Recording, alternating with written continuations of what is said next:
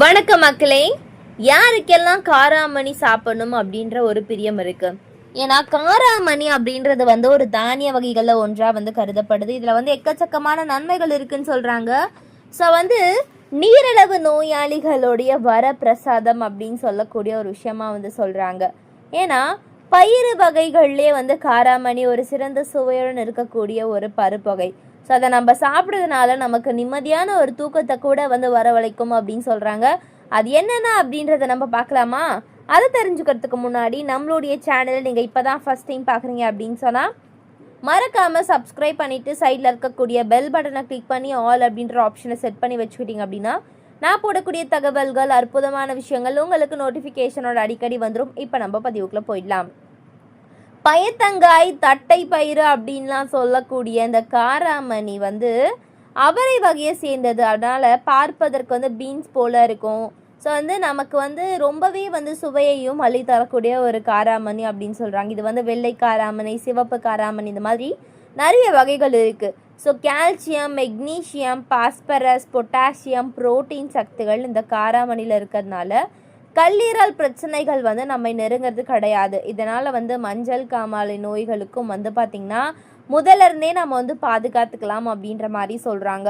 So காராமணியில் காணப்படக்கூடிய vitamin B1 பார்த்திங்கன்னா இதய நலத்தின் மேம்பாட்டிற்கு பெரிதும் துணை புரியுது அப்படின்னு சொல்கிறாங்க. ஸோ இந்த வைட்டமின் இதயம் செயலிழப்ப தடை செய்து அது மட்டும் கிடையாது, இதில் இருக்கக்கூடிய ஃப்ளவனாய்டுகள் இதயம் சிறப்பாக செயல்பட தூண்டுகோலாக இருக்குது.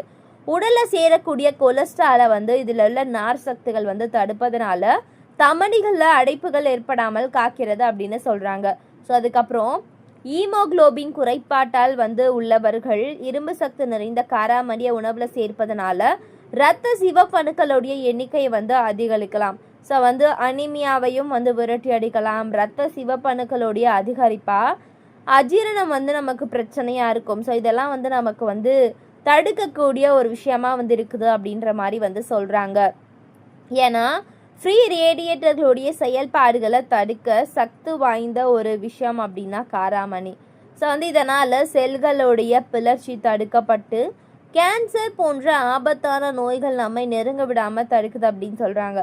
ஸோ முக்கியமாக வயிற்றில் புற்றுநோய் வராமல் தடுக்கக்கூடிய பண்புகளை கொண்டது இந்த காராமணி. இதில் இருக்கக்கூடிய வைட்டமின் C நோய் எதிர்ப்பு சக்தியை அதிகரிக்குது. முக்கியமாக நீர்த்தன்மை நிறைஞ்சிருக்குது அப்படின்னு சொல்கிறாங்க. ஸோ நார் சக்தி அதிகம் என்பதனால இரத்த சர்க்கரை அளவையும் கட்டுக்குள் வைத்திருக்க இது உதவும் அப்படின்னு சொல்கிறாங்க. அதுக்கப்புறம் பெரும்பாலும் பயிர்கள் அனைத்துமே நார் சக்தி நிறைஞ்சவை என்றாலும் இந்த காராமணியில் கூடுதல் நார் சக்தி இருக்குது அப்படின்னு சொல்கிறாங்க.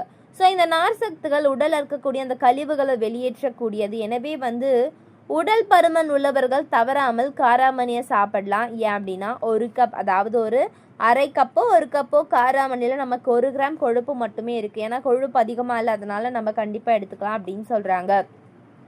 ஸோ அதுக்கப்புறம் பார்த்திங்கன்னா உடல் எடையை கட்டுக்குள் வைத்திருக்க விரும்புவர்கள் காராமணியை அதிக மசாலா, அதிக எண்ணெய் சேர்க்காம காராமணியை வேக வைத்து வெங்காயம், மிளகுத்தூள் சேர்த்து சாப்பிட்டு வந்தாலே உடல் எடை குறைய தொடங்கிவிடும் அப்படின்னு சொல்கிறாங்க. ஸோ அடுத்த விஷயம் அது மட்டும் கிடையாது மக்களே. காராமணியில் காணப்படக்கூடிய மெக்னீஷியம் ஆனது இன்சுலின் சுரப்பினை சீராக்கும். இதனால் சர்க்கரை நோய் கட்டுக்குள் இருக்கும். ஆன்டி ஆக்சிடென்ட் அதிகமாக இருப்பதனால சருமத்திற்கு கவசம் போல காராமணியை காக்குது அப்படின்னு சொல்கிறாங்க. ஸோ இதனால் முதுமை தோற்றமும் தள்ளி போடப்படுது அப்படின்ற மாதிரி சொல்கிறாங்க. ஸோ தலைமுடி உதிர்தல், தலைமுடி பிரச்சனை, நிறைய ப்ராப்ளம்ஸ்லாம் வருது. நம்மளுடைய உடல் ஆரோக்கியத்திற்கு தேவையான அந்த ஊட்டச்சத்துக்கள்லாம் எங்கேருந்து நமக்கு பெறணும் அப்படின்றது தெரியலையா? கண்டிப்பாக இந்த ஒரு காராமணி உங்களுக்கு பயன்படுது அப்படின்னு சொல்கிறாங்க. ஏன்னா பெண்களுக்கு இம்யூனிட்டி பவரும் சரி, ஈமோக்ளோபினோட அளவும் சரி ரொம்ப குறைஞ்சிக்கிட்டே இருக்கும். ஸோ அதற்கு ஒரு அற்புதமான ஒரு விஷயம். ஏன்னா இரத்த சோகைக்கு அருமருந்து அப்படின்னு சொல்கிறாங்க. ராஜ்மா அப்படின்னு சொல்லக்கூடிய இந்த ஒரு காராமணி பார்த்திங்கன்னா இரும்பு சக்திகளுக்கான ஒரு நல்ல மூலமாகும். இது உடல் வலிமையையும் சக்தியையும் அதிகரிக்க உதவுது. இரத்த சோகை உள்ளவர்கள் ராஜ்மாவை அதிக அளவில் உட்கொள்ள வேண்டும். ஏன்னா இரத்த சோகை நோய் நீங்கி உடலை ஈமோக்ளோபினோடைய அளவு அதிகரிக்குது. இதனால் உடலுக்கு தேவையான ஆற்றல் கிடைக்குது. அதனால் பெண்கள் அவசியம் உண்ண வேண்டிய ஒரு பொருள் அப்படின்னா ராஜ்மாவை சொல்கிறாங்க. எனவே மக்களே தொடர்ந்து பயன்படுத்துங்க, ஆரோக்கியமாக இருங்க. இந்த மாதிரியான தகவல்கள்லாம் நீங்கள் தொடர்ந்து கேட்கணும் அப்படின்னு சொன்னால் நம்மளுடைய சேனலை மறக்காமல் சப்ஸ்கிரைப் பண்ணிவிட்டு சைடில் இருக்கக்கூடிய பெல் பட்டனை கிளிக் பண்ணி ஆல் அப்படின்ற ஆப்ஷனை செட் பண்ணிக்கோங்க. தொடர்ந்து பாருங்கள், ஆரோக்கியமாக இருங்க. நன்றி, வணக்கம் மக்களே.